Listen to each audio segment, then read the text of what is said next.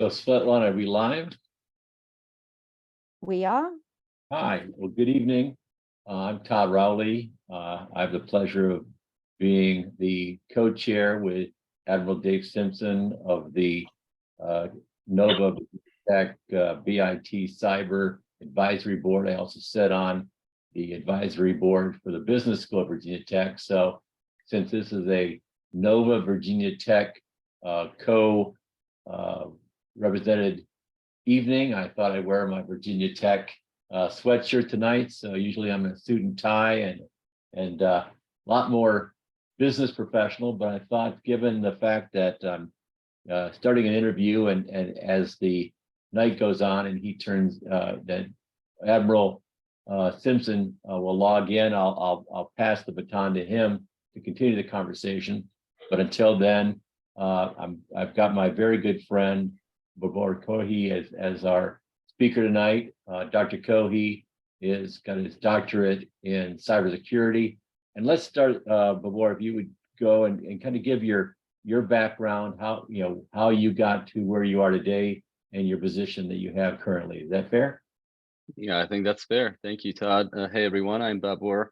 So, Todd, if you're okay, I'm going to go ahead and start with my current position, to kind of work backwards versus starting from school and then working up. You've got the microphone. You do what you want to do. Okay, excellent. So currently, I'm the Chief Cybersecurity Strategist for GSA, General Services Administration, Office of Government-Wide Policy. So my role as a cyber strategist is to assist and contribute in terms of identity credential access management, which my division is the leader across the U.S. government. We make policy basically for identity credential access management. Some people know it as IAM, ICAM, or Federal Identity Credential Access Management, which is the federal version of its FICAM acronym. So day to day kind of varies, but mostly working with policy. So the government-wide, since this is Office of Government-Wide, we want to make sure that what we create can be digested and used by the entire U.S. government, the civil government. And with the GSA, how many agencies, how many departments? What's the span of that coverage? Yeah, so roughly about 120 government agencies, look up to us. Civilian agencies, excluding DoD and the intelligence community. So everyone else is getting their identity credential access management, ICAM, in short, their policy from us. So we are the creators of many playbooks.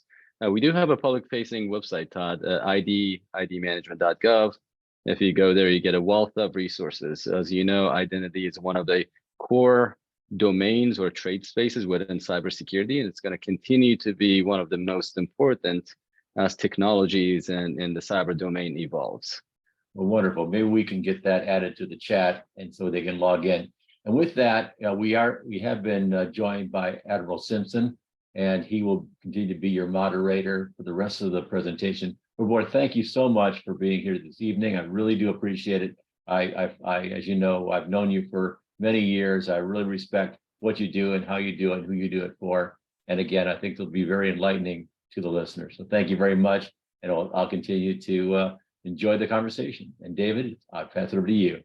Yeah, Todd, thanks for kicking us off. And it's so great to have Todd, an alum, a backer, a cybersecurity professional himself, and a banker who really helps us recognize, I think, that what we're talking about tonight in cybersecurity, what you all are interested in cybersecurity as a field, it has a real reason at the end of this, not cyber for cyber's sake, but it protects the money in the bank. It protects the business's intellectual property. It protects public safety in our community. It protects all of our privacy. So, Babur, thanks so much for doing this tonight. I really would just love to start, and thank you for giving a background on where you're currently working and some projects that you're currently involved in. Can you tell us what brought you to cyber? What was your path? We've got so many people in Virginia Tech's cyber continuum. I think it's always good to get a sense of how do people come to cyber? David, great question. What brought me to cyber? I started as a business major, undergraduate. Just a little bit of historical background because it's important. So I wanted to be a business person when I was in college, business management concentration and business administration. And I graduated with a business major. I think that was a very solid foundation. So I often say cybersecurity is a business support function and not the other way around. So without businesses, whether banking, you name any business, and without them, the cyber would not be a legitimate enough field, and there wouldn't be enough jobs. And you mentioned, you correctly stated earlier that businesses need cyber protection, especially now within the wires more than ever. So how I started, did the business thing. I was a business manager. It was working out pretty well for me. And then a friend's mom was like, "Hey, your passion and persistence align with this thing called cyber." And I didn't know what cybersecurity was. So imagine this is about 12 years ago. So 12 This is years like ago, that moment in the movie The Graduate when you're at a party and the man says plastics. there you go. Your friend's mom So, said cyber. cyber, yeah. And then me being me, I did some research and I didn't know where to start. I was just like, okay, let me go back to school, master's, because I think education is important. I'm sure we're going to discuss throughout this conversation. So I decided to put in my 2 weeks notice with the retail organization I was working for. And then my boss goes, "As soon as you leave my store, you're going to end up on the street." And my response was like, "Sir, do you want me to, finish up my 2 weeks? Or is this like you're asking me to just, you're fired now, basically?" He was like, "No, of course I want you to finish the 2 weeks. But and as a matter of fact, I want you to do a month." But I wasn't going to negotiate a month. So I went to school and then started applying for security jobs. And I picked up my first IT career job at CACI at the time within 2 weeks. So 2 weeks notice, I'm at school, a student, met someone. Through that connection, I got the interview. And next thing I know, I was hired. So while you're going to college, you get hired by CACI in part because they're interested in what you are working towards, as well as your business expertise. Absolutely. So what they were looking for at the time was passion, persistence, motivation. And then my way of showing that, remember, this is like a foundational level job, entry on duty type of a thing. So what they were really interested, what I could become for them, throughout my education, because education is very important, just like certifications are, but education is something that no one can take away from you. And it's the experiences that matter. As a business student, as an IT student, general IT, as a cybersecurity student, you have to cherish all those moments and you have to get the best out of it. So I think that was part of the game, and it was just like a combination of like, what can I bring to the organization? And then they knew what I wanted. All I wanted to do was cyber. And from day one, I said, this is what I want to get into. Just give me any job in IT. So I started at, tier 2 tech support for a very large DoD systems. And this system, all the procurement systems, all the procurement for the DoD used to go through the system. So it was an incredible opportunity. And that was the foundation. I have continued to build on it. Well, fantastic. So I just love the story that you jumped in with both feet. Gave Yeah, you notice and went. yeah. So you worked for CACI, and for those that don't know, I'm sure most here know, but it is what we call a large systems integrator. Their stock in trade is being able to take complex areas, and information technology at scale, it can be complex, and provide services then for government agencies and other companies where they connect the dots. I'm sure that experience in IT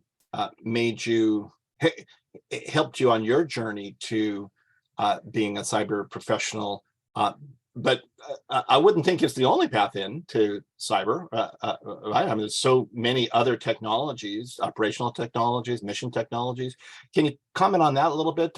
Maybe from your current perch, as to the different skill sets, backgrounds, experiences you're looking for in this area. Absolutely. So there's no one size fits all. And just like technology is diversifying, it's becoming dynamic, and we're looking for diverse personalities out there. I call them behaviors. I work with people that don't have cyber degrees. Their degree may be in something else other than cyber. A lot of business majors, and you need those business majors because business has to continue, whether it's finance, business, accounting. But then some people have, we call it sideways. They used to do business, for instance, or they are in business currently, and they're picking up the cybersecurity aspects. In a sense, they go hand in hand. You have to understand the business to run the business, and you have to understand the security resiliency aspects to sustain the business. All right. There are many, many stories. If you go online and search for major breaches, there's no shortage of that. And these are like cybersecurity problems impacting businesses. Right. Yeah. Adversaries very strong in what they're trying to do, but we're stronger because we have to combat. And there's a saying, basically humans are the weakest link. I disagree with that. Maybe at some point, but now through education, formal, say going to Virginia Tech or Nova Community College or another learning institution, you're getting formalized education. Maybe on the side you have an internship. I know Virginia Tech requires you to do an internship before you can graduate. So that's like that real life hands-on experience. So when you put all that together, you are the most important and you're the most resilient person in that chain. No, I love that concept because really it's when you fail to affirmatively address risk, that the risk flows down to the lowest level within a company, within a market. And so when people just say, oh, well, it's the user, blame it on the user or blame it on the consumer, it's because we failed to address risk early on and throughout the process. Can you talk a little bit about I love the part of your story, which is persistent passion, that look, some of the things that lead to success in life and a career are universal. And so you can't just look at a cyber degree and say, oh yeah, I'm going to get my cyber degree and I'm going to be successful in my journey.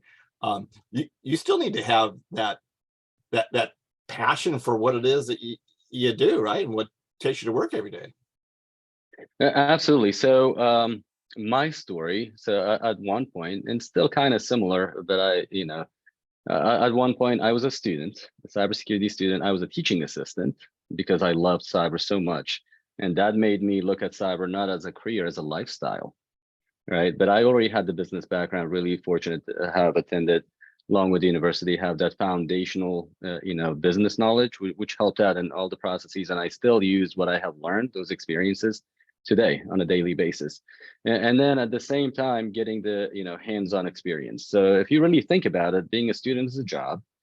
Teaching assistant, definitely a job, part-time, and then your survivability, what pays the bills, that's your day job is what we call it. So it's a lot of hard work, and easy is not worth having. So there's a lot of things that are easy, but then it may not work out. But then if you pay your dues, as we call it within the industry, I think everything is going to fall into place. And experience matters. Sometimes they ask for years of experience. There's a good reason for it, because those years have built you to be you, and that have provided experiences that you would not have had otherwise in like shorter time. So it's very interesting. So, and then on top of that, studying for certifications. Like early on in my career, I had to self-study. So that was because. So now, Hey, Kyle, if you just joined us, could you mute? Yeah, go ahead. Okay, yeah. So certifications is another path. I think certifications are a good marketing tool. It's good to have a few, but then you don't want to overload, especially early on. So at one point I was paying for courses like boot camp level courses. And then I figured out the way. I was like, I can self-study this and I can do it for half the cost. And again, imagine working full time and on weekends being in the library, just studying for certifications. And I'm glad I did it then, because now still difficult. I'm at a different level, but I had to climb the chain the proper way as I see it, because if you're not down in the trenches, sometimes it may not work out well when you are leading, teams. And it goes both ways, right? So that's like part of my experience. Yeah, no, I love this, because what you're really helping underscore is that it's not just learning cyber, it's learning how to learn. And the most successful cyber leaders, the ones that rise to senior positions, in my experience, never stop being curious. they always have their head on a swivel, and they're always thinking about, well, how would that new technology be used in my company? How might I use that new technology in defense? How might an adversary use that new technology and exploit it? And then they've got a sense of where to go to help them prepare to be ready to not be the deep expert once you've reached that senior level, but to create work assignments for your larger Yes. team to make sure that those risk areas are addressed. Can you talk about that lifelong? How do you sustain being a senior cyber person? Yeah, so sustainment, you touched on it, David. I think you correctly pointed out. Part of it is learning. I'm continuously learning. So it may be non-traditional in a sense. So I'm not, sometimes I take courses, more boot camp type of courses, not working towards a degree. I just graduated with my doctorate July 2021, successfully defended. And then after that, I said, maybe I'm done with school. And then my friend Todd over here, he's a lifelong learner. So having, interact with people like Todd is just like his passion kind of reignites. So it's nowadays, it's like picking up an article. I don't discount any news out there. And there is a difference. I'm not saying I believe everything I see, and I don't think that's the right path, but I go and read, because reading is an incredible tool to just keep you up to date about whatever that may be happening, especially within the cyber domain, because maybe a week is sometimes too late. The technological advances, maybe we can talk about some of the, like Chat GPT, which is incredibly exciting, or AI, ML, and all those, concepts, or dark web and what that offers, a ransomware, some of the more fancier things, those are incredibly exciting, right? If you're not reading, I feel like I'm doing disservice to myself. So constantly, if there's a podcast, if I'm driving, maybe you shouldn't be driving and reading, so I'd be listening. Sometimes it's music, most of the time podcasts. Does it get overwhelming at times? Yes, but then I have to remind myself that in order to stay current at bare minimum, in order to call myself a leader, then I have to keep up with it. Yeah. Otherwise, it's just like, car without any oil change. What's going to happen? It's going to stop one day. People are very similar in that sense. We can have sprints and agile, but if we don't sprint and decompress a little bit and then sprint again, you'll never finish a long race.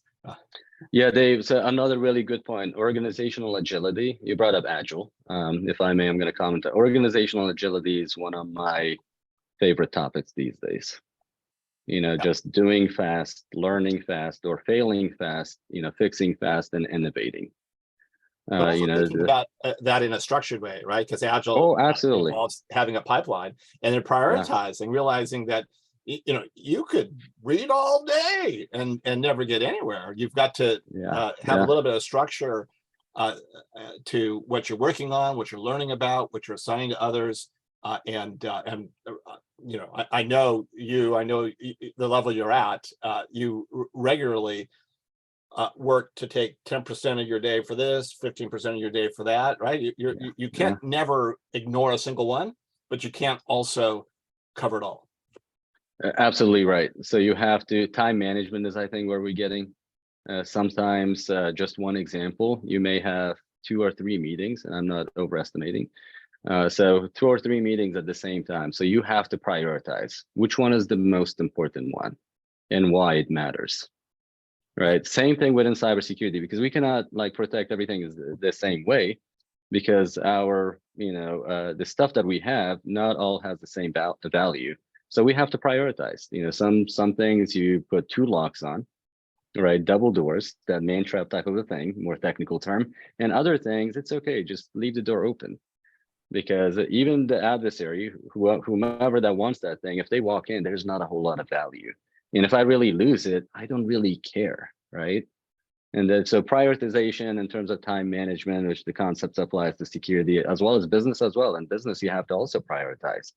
What's the most important thing that's going to give you the best return on investment?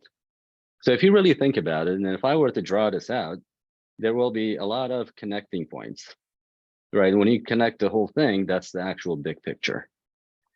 That's a really incredible scene.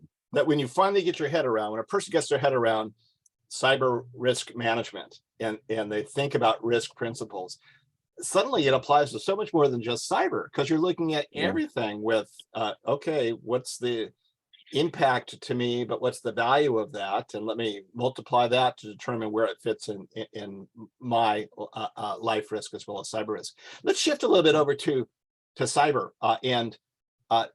well, let's talk about threats and then about some of the technologies that you referred to earlier. What are some of the emerging threats or threat patterns that you're currently concerned about, or you've been concerned about over the last year? Yeah, so based on research, a lot of personal and academic way, and I also teach as well as adjunct at Nova College, as well as University of Maryland Global Campus Graduate School on the other end. So I see a lot of the similar patterns, for the past, I would say 5 to 10 years, and maybe some longer. Let's just go back 5 years, which will be phishing, tricking the human. So there's a saying, I decided to concentrate on human versus human game, or seeing cyber as a human versus human game, and technology is either an enabler, depending on how you use it, or it could also be disabler.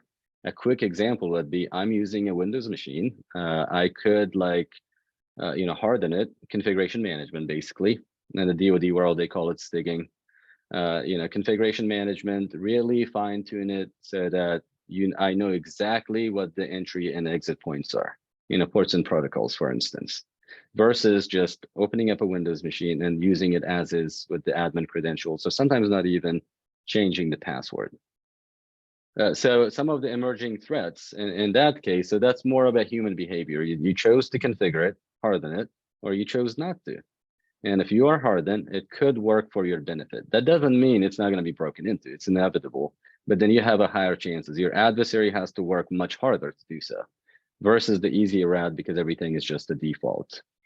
So a lot of phishing type of human trickery, basically tricking the human to give up some sort of information.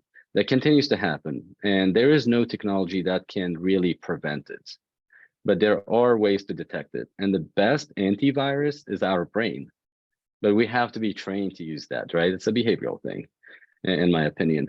So that's part of it. And then ransomware. Ransomware is basically unleashing malicious software against infrastructure.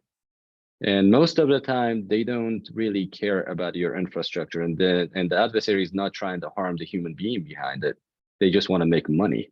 So we go back to this business thing, right? And I think we may have some business students here from the criminal perspective and based on the US laws, because if you go to another country, maybe they don't think they're criminals because their laws may be different.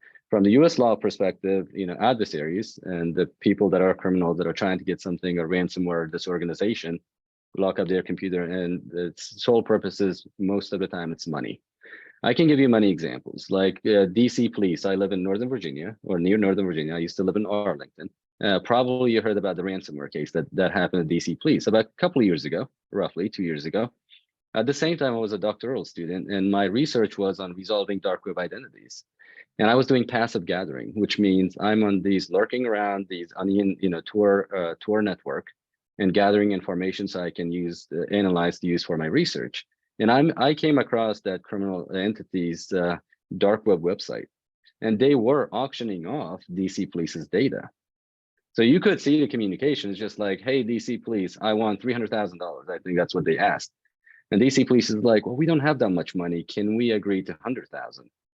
And then they ended up not agreeing, I guess, not making a deal, even though we're dealing with criminals. And then they just put the data out there in smaller chunks. So ransomware is another big one.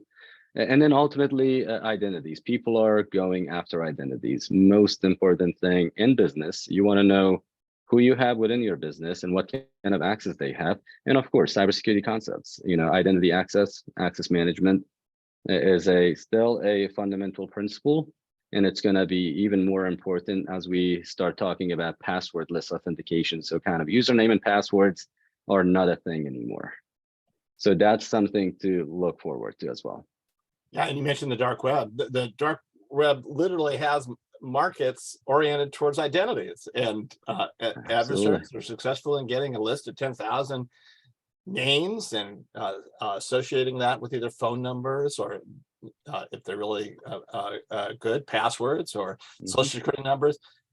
that can be $60, $100 or more for a single identity. So there's a real financial motivation, which is important then, because for the longest time, organizations and still a lot of small and medium businesses, they look at cyber as, well, I got to protect my IT better. But if you're not thinking about, oh, I should also have a scan that is looking for my data, my company's attributes in the dark web. Who's looking at the markets to see if your stuff is for sale there? Because that may be the first indication the company has that they've been compromised, which then goes back to we need multiple kinds of skill sets in multiple kinds of work roles. I also like the fact that you approach this from a company's point of view and protecting the company. Some of our students will go on to serve in agencies, national agencies, and at the national level, our national cybersecurity challenge includes addressing that incentive for criminals to be on the dark web and this aspect of market, and they're seeking to increase the cost incurred by criminals through better attribution, better discovery, better attribution, taking the attribution all the way to enforcement, and making sure that at the end of that path, there's an accountability that is not fun for the criminal, and we're getting better and better at that. So again, it just goes back to there's many paths to cyber, and then when you get to cyber, there are policy roles, there are corporate roles, there are business roles, there are technical, I like to code roles, all over that. Can you talk a little bit about your interface with either an ISAC or other federal agencies, maybe DHS? What in your both in your history and your current role, what are some of the organizational relationships that are important to you? Yeah, so I think all of them are important at varying capacities. You brought up a good one, DHS. CISA specifically within DHS, they are responsible for securing the US's infrastructure. And it's a humongous type of a undertaking. It's not as simple, right? So you're given the task to secure every single critical infrastructure. So that could be your power grids. That could be many people call it SCADA system, not SCADA system, your railroads. Just imagine. So, and especially with connected devices, Internet of Things, or IIoT, Industrial Internet of Things, and such, that it's just going to make it more complex. So where are you going to start? And identity is a key area. So I kind of want to focus on that because that's part of my current role, doing ICAM and FICAM across the US government. So we have colleagues at DHS CISA, we have colleagues at NIST, we have colleagues at OMB, Office of Management and Budget, the Executive Office of the President. So you have to work with everyone because, again, I continue to go back to that big picture. We are just a small piece of the puzzle as part of what makes the entire puzzle. Meaning, we may be coming up with policies, but we have to coordinate with CISA on if we are in line in terms of securing that, because we want to make sure it's going to make sense for the people, which is the US public that we work for, that we serve. It makes sense. And then same thing, if there's some sort of an OMB memo from the executive office, we want to make sure everything's in line, because my job as a public servant is follow the law first of all, and then work based on my delegations, meaning what are the taskers that's given to us from the law. So it's not just like, hey, I just want to do cybersecurity today, and I want to do, and so I want to do policy today. Tomorrow it's going to be incident response, and next day it's going to be something else, because everyone has their own lanes. But as a team, I think we do an incredible job, across cross-agency coordination as well as within our own agency and our division, to make sure that we do everything, securely and thinking towards resiliency, because resiliency matters. I mentioned that's inevitable, that something unfavorable is going to happen. But it will continue to happen, but you want to make sure that you're elastic enough to take the head and bounce back and continue to go on. And be better at the end of it. Right? Absolutely. Yeah, Recover. you get better. It's part of the experience, right? And some people are like, well, we're constantly ahead. Adversary is better than that. I disagree with that. I think we're much better than them. But then also, you also have to remember, in terms of business, like we have to be right 100% of the time, while the adversary has to be right just 1%. Right. So we have to think about the whole thing and protecting that entire infrastructure, people, process, technologies. While they don't care, it's just like wild, wild west. They can continue to attack. So, perceptions, depending on the lens that you look at, it's going to be different. But I'm a firm believer that we are better than any of the adversaries. We have the incredible skill sets. I mean, look at Virginia Tech. You have an incredible degree program, both in business as well as cybersecurity. And look at Nova Community College. They're also incredible. If you look at the accreditations, Center for Academic Excellence, Center for Academic Excellence, the same designation, no matter where you go, as long as they have that.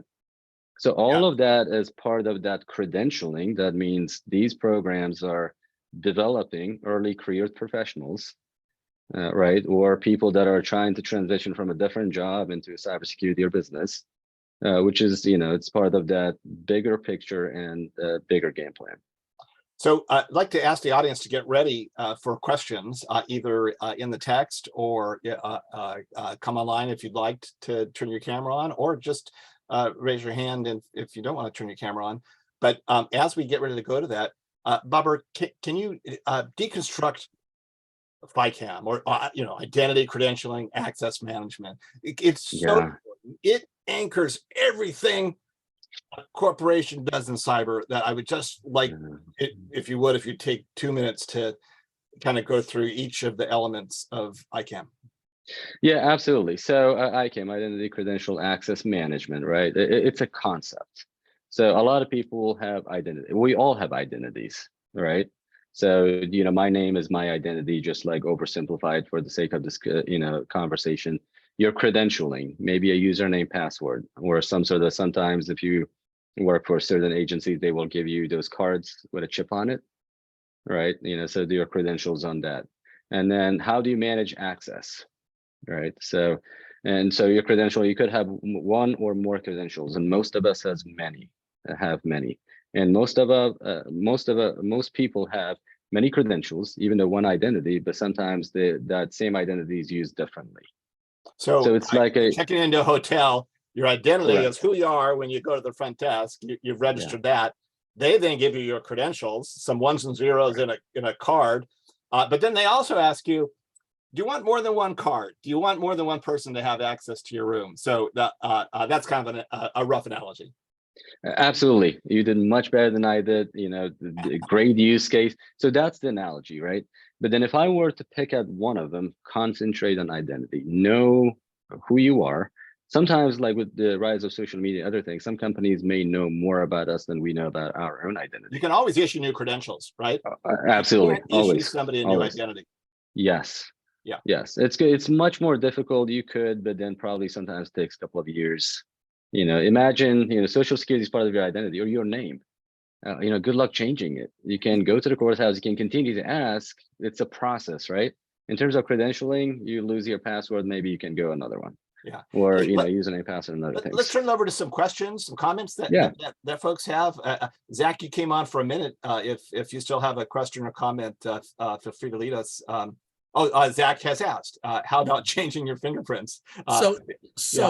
Good evening, Professor. I was thinking about like the OPM hack in 2016, and 6 million employees of the federal government got their fingerprints stolen, which is at the time the experts said, like, now it's not that big of a deal, but in 10 to 15 years, it's going to be a huge deal.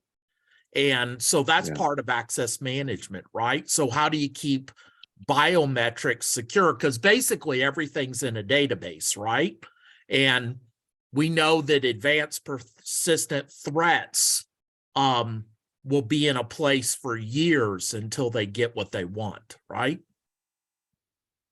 Hey, Zach. Yes. Yes, I can chime in. I don't know how deep I can go into it, but I'll give you my thoughts. Please. well, yeah. No, this is all, everything we're talking is public knowledge. We have a public-facing website for the entire architecture on how to do ICAM and FICAM. So Yeah, let me think about this. So fingerprints, right? And I will try to answer the question that he said, how do you secure it? So fingerprints, depending on the priority, let's say that's the most important. So start from inside out. Start from where the data is, work outwards to your network. But traditional models have been, hey, have all these 4 to 5 firewalls or networking devices. And then once you're inside the network, say inside Virginia Tech's network or inside Nova's network, most people call it intranet, and some government agencies have their own name for that. So that's a gated community, right? Once you're inside the gate, it's free for all type of a deal. But that's the traditional way. As we know, that doesn't really work. So going back to fingerprints, depending on how you prioritize, in some places fingerprints are the most important thing, other places may not be. And I'm just giving an example here. And if that's the most important, then start from inside out. Maybe better encryption. Okay, better encryption, layering at the beginning or the closest to where the valuables are, protect that first and then work outwards. And you had a good point, Zach. So you said that hack happened, 6 million people, so on, which is, yeah, and I think similar things could still happen. Okay, so but then adversary could have the data, but at least make it incredibly difficult for them to decrypt and make sense out of that data. There's a difference between hacking and getting the data and not being able to make sense out of it versus just getting it in more like human readable format.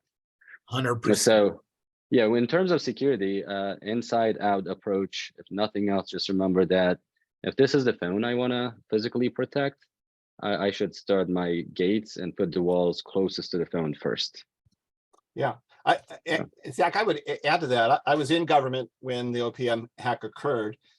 And a couple of years before then, I was the vice director of DISA and was working on shifting our posture from BlackBerry-centric posture to one that included Android and iOS. And at the time, a very senior flag officer, 4-star, came to me and said, Dave, I hate the CAC card. Why don't we kill the CAC card and go right to fingerprints? I've got all these contractors that are coming into the office and saying we should just go to biometrics. And at the time, this was before the OPM hack, I said, sir, if your fingerprints are stolen, I can't issue you new fingerprints. Practically, I can't issue 6 million new sets of fingerprints. But I can issue you a new CAC card. So the fingerprints are credentials that are not easily replaced. A common access card or a PIV card is a credential that is much easier to replace. It's not saying that biometrics are wrong. Today we use biometrics for a lot of things, but we do so in a way where that's not the if we lost that, it won't destroy our entire security architecture. And we've planned for that. We've accepted that level of convenience balanced with some higher risk. So I think defense also starts with policy early on and recognizing what are the things that you really need to protect, and then what could you replace if you had to. That does all that make sense? Yes, it does. So where I in the current state of the world, where I've been reading books about China, and the latest one is Kissinger on China, which came out in 2011, which is fascinating. And he basically kind of shows why they're behaving the way they are now. And so I view the OPM hack is just a precursor for what they're going to do next. You know what I mean? Yeah, no, that's a great book by Kissinger. And Kissinger was the architect of our rapprochement with China. And for him to then in 2011 have written about, if we don't do these things, we're just going to encourage China to do this, this, and this. And in fact, they've done that, and that. So I highly recommend that book. Other questions, audience observations? Jared asks, and feel free to come on, Jared, if you'd like, about internships and any advice for a student currently in either their associates or in their bachelor's program, and how to land that internship or maybe a summer program. what would you recommend to them practically? And then are there any things more generically that they might do? Yeah, so I can offer a couple of suggestions. So there's that traditional way of going to your favorite company or organization's website, looking at the careers and applying. And so that's one way. And my observation, sometimes that does not work because it's not the people behind it. We have great intentions to get the best talent, but sometimes we may not know how to leverage technology, or maybe we're too reliant on technology to give us the best candidates. So some of the non-traditional methods, which I have seen work for a lot of my mentees, and it has worked for me in terms of networking. So volunteering with non-for-profit organizations. You know, ISACA is a really good one. ISSA Nova is another good one. There's AFCEA, that's another really good one. And these are like global type of organizations. Let me pause for a second on AFCEA. Armed Yeah. Forces Communications Electronic Association. And you don't have to be in the armed forces. You don't have to be in a company that works for the armed forces, but it is a great networking association that gives you not only access to conferences, to online events, but courses as well. I'm sorry, Babur, I wanted to. No, that's perfect. Professor Kohy, what, and Yeah. Mr. Simpson, what's the acronym again? AFCEA, AFCEA. AFC.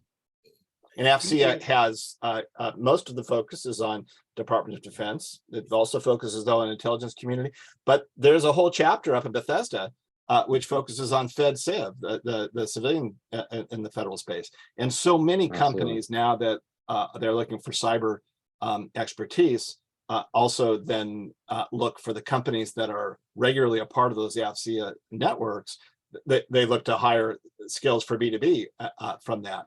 So Babur, I interrupted you, but I just wanted to. No, I think that was a go AFCEA. Yeah, thank you for that, because sometimes I know what it is. Sometimes I forget the acronym, you know, what the acronym stands for. So that was a good addition. So those are some of the other ways. Dave, you had a good point, and I would like to add to that. So going to AFCEA, you're going to meet people, and these are influential people within DoD, within civilian, and then within you know, the industry as well. Yeah. So, so in person, you can go online for things. Yes. Yes. You could become part of a chapter. Yeah. And there's a group called Young AFCEANs, which is specifically designed for people under 30 to really show their enthusiasm for the career field and conduct organizational events, meetings, online networking events. But it's also a great way to show some leadership expertise. Because many of these companies, you know, they have their choice of a number of people with the cyber credentials or pursuing education. At the end of the day, they're going to pick enthusiasm and initiative over maybe a little less of cyber expertise, because they figure they can make up for the cyber training and cyber, but they can never fix. They're not enthusiastic. They're not engaged. They're not a leader. Yeah, much difficult to fix the behavior, and there's good reason for it, because we learn a certain way up to like 18, 19, 20, 30 years. And it takes just as much time to kind of shift those behaviors. You can make minor changes, but it's much easier to teach a skill. So those are some of them I will look into your local communities. Any type of volunteer activity, that's experience. Your classroom is experience. So when someone asks you, well, do you have experience? You know, most of the time, if you don't have what we call like real job experience, like paid, that's okay. Provide a project that you worked on and walk me through the story, because that's what I enjoy the most. Yeah. Tell them about yourself and your journey. Yeah, doing so, yeah, exactly. It helps demonstrate you're hungry. Yeah, absolutely. Austin Vallejos is asking a great question as a student who's new to cybersecurity, wants to learn more about the subject. Are there any podcasts you'd recommend, or maybe any audiobooks, or what might you suggest if they're trying to fill in some of their discretionary time with things that would be contributory to the goal? Yeah, so I like picking different domains and then going onto YouTube and watching 5 to 10 minute segment video. Pick whichever one. Take the closest one. Because so I didn't ask for more than 5 to 10 minutes, because that's what you're gonna know, like, am I really interested? So that would be one way. The CyberWire is another good one. They have a podcast. The cool part about them is that they summarize what's happening within the cyber domain globally, and then, feed it to you within 30 minutes. So you may hear about 10 different things, for instance, and then about 20, 30 minutes, then you get to pick, be like, wow, this was so fascinating. I want to go and learn about this. And you can take that and then pull on that thread within the internet. Everything is on the internet. If not, it's going to end up one day, right? Someday. So, and then you start doing your research that way. So, just whatever that you pick an interest and then pursue that. But then going back to Dave's point earlier, you want to be agile. You don't want to get stuck in something for 6 months and then figure out, wow, this is not what I want to do. So that's why I like shorter segments to see if it is going to resonate. In terms of podcast, I'm going to see what podcast I listened to today. So there's another one. While you pull that up, I'll give you a little Yeah. time to pull that up. Being agile doesn't mean being capricious or just letting serendipity rule, right? Be intentional in that agile process. And so, sometimes you could say, well, I've got a favorite podcast I listen to because this person's really good about topics, but then you might never get a deep dive in blockchain. There's some great stuff for free. Do a search on blockchain 101. And I'd like to think of 10, 15-minute TED Talks or academic talks around a particular topic that can be in your scan as well. Babur, you were going to mention some podcasts. What have you listened to today? Yeah, so I have one of my favorites now, and it's a mixture of, it's more business and communication oriented than cyber oriented. But through the process, you're going to learn so much. I learned still a whole lot. It's called Think Fast, Talk Smart. And these are like 15-minute TED Talk styles. I love it. I wish I could communicate as well as the host, as well as some of the guests that show up on that podcast. And I imagine for you, Babur, it's not just learning the technology or learning the vertical part of the market, but it's learning the language. Because we all need to be able to communicate at some point what we're doing in cyber, what we should be doing in cyber, so that we get the support with the resources that allow us to do the things that need to be done. If you don't have the facility and the language to be able to communicate risk effectively up channel, it will hinder you in your career. Absolutely right. So just remember, cyber is a human versus human game. We work with other human beings. We use technology as an enabler or a disabler, right? So if I'm not good at working with my team, with my colleagues from different agencies, with vendors, with nonprofits, nothing is going to get done. At let's best, call on, it's just going to be dysfunction. Ahmad, and then we'll go to Zanatul's question. Okay. Ahmad? Hi, my name is Fawad, but I don't know it's Ahmad name is coming to the screen. I have a question. I hope it's related for this session. I came to United States like 2 years ago, and I want to get in cybersecurity. Which is the best route to take? Which certificate is the best to just start with get a job or internship? What's your best advice for those who they start a career in the cybersecurity? Ahmad, what country did you come from? Sorry? What country did you come from? Oh, I came from Afghanistan like 2 years ago. Oh, fantastic. Yeah. Boy, what a challenge for you over here. But you added to our richness and our diversity here. Babur, what do you think? What would be the so do you really want to know what I think? Do you want to know where I came from 22 years ago? Where? Afghanistan. Yeah. So we are in the same country. Yeah. So I immigrated here as well. I did not speak English, and I really started school in 7th grade, which we never got into. Just to give you perspective, anything is possible as long as you try. So I think you said your actual name is Fahad, right? So Fahad, my advice would be, if you are at Virginia Tech or Nova College, follow the curriculum. Just know that everything is meant for a reason, and there's a great reason behind it. Like the curriculum, sometimes you have to take this class versus, take classes in order. I would just follow that as best you can. You mentioned certifications. Back in the day, I would have said Security Plus, which is the foundational level. Probably it's very similar now, especially if you're in Northern Virginia area. You're going to work in, certain companies, they may require it. but at the very least, it's known by the DoD as a foundational gold standard. And so that's the one that I would ask you to probably try.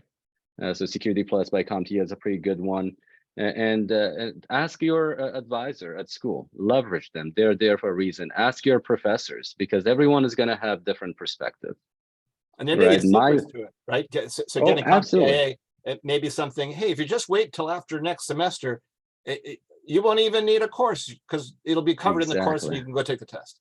Yeah. Some of the Nova courses I know that's the curriculum is built so that you can take the course, learn get the knowledge, gain the knowledge, and then also be able to attempt the exam. I also though would I encourage you, absolutely, your number one focus should be on doing well in that academic track. Everything else should be secondary. But you may have time to do some secondary. You may have time between courses. Your personal situation may be something where you want to fill some things in. There's nothing wrong with pursuing a cert. And it's part of that learning to learn and learn academically, but also learn to learn on your own. So Ahmad, sorry if I've butchered the name, but any other questions, or was that responsive to the question asked? Thank you for letting me know to start to take in these sessions. And I want to add one more thing. I'm very proud of you and your inspiration. I hope I became a successful like you one day, inshallah. Babur. Yeah, you will be. You will be. You will be. And don't forget to represent your language as one of your unique skills, because being multilingual is always attractive, particularly in Northern Virginia, where there are so many agencies and companies that need to do cyber more than just with English-speaking people. So that's a research. Absolutely. Let's do Zanatul, who asks about DDoS. Zanatul, do you want to express that? You're asking about DDoS. Is it increasing, decreasing? Will we see more of it? How can small businesses protect themselves?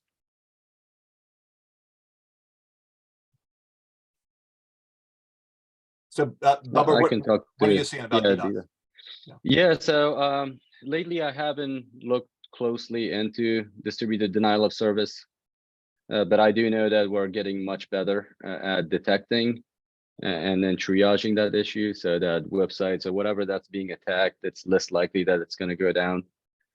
Especially some of the bigger ones. A couple of years ago, it kind of disabled parts of the entire infrastructure. So going back to your point, Dave, like the more that we practice these things in terms of detection, defense, and prevention, working towards prevention, the better we get, which is called resiliency. So I think that's what it is. I don't really see that as a bigger problem, but one of the things that continues to be a problem, I think it's going to continue, is just identities and people adversaries going after people, because we're humans, right? And we tend to be what's the word? Like sometimes we want to do things to be nicer and stuff, but sometimes it works against us. So that's why humans are continuously targeted in many ways that you look at. Dave, can I add in terms of education? You brought up another good topic earlier. So certifications are okay. A marketing tool, you may get the job, but don't forget, there's nothing like education. For instance, if you're doing a 2-year degree, which is perfect, but consider pursuing longer, because that will get you a foot in the door. And your 4-year degree will elevate you a little bit more. And then if you continuously learn more, if you go to master's degree, that means better opportunities within the same domain, because you're showing that you're persistent. You're not stopping. You're someone that can continuously learn.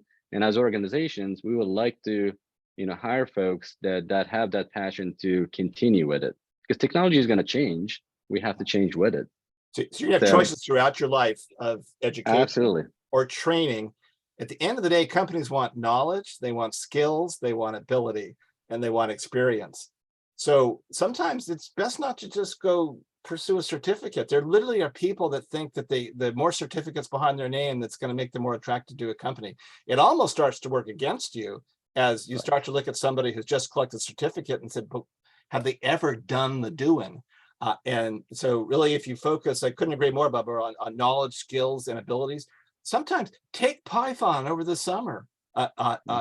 do some code for yourself. A lot of jobs now are starting with, okay, here's a test over the weekend, write in Python a script that will allow me to do this, this, and this. So yeah, great point. Hey, on that DDoS question, distributed denial of service attacks, you know, they come in waves, and we're doing pretty good now, in part because the telecommunications companies, the ISPs, have employed companies like Cloudflare and others to be able to port off, you know, the worst part of the DDoS attacks. But in the public safety world, the 911 centers are having a heck of a time with something called telephony denial of service. So you will always find in the attack toolkit for attackers, they're looking for areas that if they can get you to focus on something that they can repeatedly lock up an asset for you, if that causes you to kick to a secondary mode that's less secure, or a secondary mode where people have to log on, you know, so you can never take your eye off the ball for denial of service attacks. Let's go to Mosca, and then we'll circle back to the chat. Yes, hello everyone. I just wanted to add what Professor Babur said. Yes, Nova has really good classes for cybersecurity, and also if you finish, you know, one of the classes and get A or B in your class, then Nova will give you free voucher to get the certificates as well. So it's kind of it's really good. So if you wanna study good, I mean, take the free voucher, then you can go and you can test and you can take certificate while studying in Nova as well. A great observation. Hey, we're getting near the end here. I do want to finish up on technology. Before we do, Zach asked about Cyber Patriot, Gen Cyber. Any kind of competition would be a great thing to consider in volunteering. Really, the more you can do with peers and the more you can do with similarly interested folks, it all contributes to networking. So let's shift over. Richard asked some great questions about, oh my goodness, ChatGPT, machine learning AI has hit the scene. What, Babur, is it the end of the world as we know it? Or is it an opportunity like we've never seen before? Opportunity like we've never seen before. I think that's where the world is going. I think everyone on this call should be excited more than ever. Again, technology advancement is making it do that, but remember, there's a human behind it that's writing those algorithms and making technology work for us, and you will be that person working with that. I disagree when some people say that, well, we have automation, we have robots that's taking over. No, hell no. My job is not going away. Actually, my job is gonna get better because I have a digital assistant or a digital twin that's gonna be assist me with it. So force multiply. So, you know, whenever you hear that, you know, well, your job's going away because ChatGPT, no, you're always going to need that human element for validation. There is no brain better than the human brain. And human brain also created those type of capabilities. But yeah, I'll just say be incredibly excited. When you have the chance for ethical means, play with it. I think it's still free. There's a free version. Just try. Just try to, you know, ask a question, see what you're gonna get, and then go back to Google's of the world or Bing or Yahoo. You know, it's like a similar capability, but I think ChatGPT really beat everyone in that within that realm because they have made it super easier. So try that, and then you're gonna that's good experience as well. See what the feedback you're gonna get. Incredible opportunities to look forward to, and with those incredible opportunities, of course, we're gonna have some really good, you know, challenges for us to work together on. Yeah, I couldn't agree more. And don't forget, there's the technology piece of that, but there's the business model. You know, we had AI before, AI-enabled tools, but OpenAI chose an open source. I mean, Microsoft intentionally took this towards the GitHub side and said, let's make it open source, and then it rapidly expanded and achieved scale. I would note that as Babur kind of alluded to, there will be adversaries that attempt to use this tool. So we need people that are smarter than the adversaries. And we're going to need people to recognize that the new attack surface needs to be protected. So Babur, we'll need algorithm security, right? We will need to look at the elements of inference learning and the data sets that are used and ensure they're not corrupted, because that's a surefire way to achieve a malicious effect would be to change the data that trains your AI model. Can you talk a little bit about that from a security perspective? AI will generate new jobs. Oh, absolutely. There will be a lot of jobs within the AI realm. And if you go and search now, you probably find a lot of hits on it. So a couple of ways to look at it. So security is one way, and then you have to also look at ethical AI, because these are algorithms doing it. And then you need to start looking at from the biases. You need to look at from the privacy aspect. So there's there's security, privacy, reliability. Is it going to be reliable? So those are just amazing, incredible opportunities. As business majors, we have to put the foundation, the business plan, to simply put, as a starting point. And then, so how are we going to leverage this for our business to get the best return on investment? And then start building out the security, privacy, reliability, and those aspects and ethics that goes with it as well. So that's what I'm saying. AIs or like these machine learning or these robots aren't going to take over our job. I think they're creating more opportunities for us to be even more creative and work harder and leverage those capabilities. I love it. Babur, you have been so generous with your time tonight. Your insights are just fantastic. You're inspirational. The fact that you came out of Afghanistan so many years ago and now are at the top of your game in a very important position. To me, it's just representative of how that sweat equity, that commitment to lifelong education, persistence, and just generally being curious, all will ultimately pay off. Thank you, Babur. Thank you as well. Well, for the group, thanks so much for attending tonight. I'll stick around for a couple of minutes if anybody has any questions about the program, or if I can direct you to something. And again, have a great Thursday and Friday and an even better weekend. And we'll see you next month.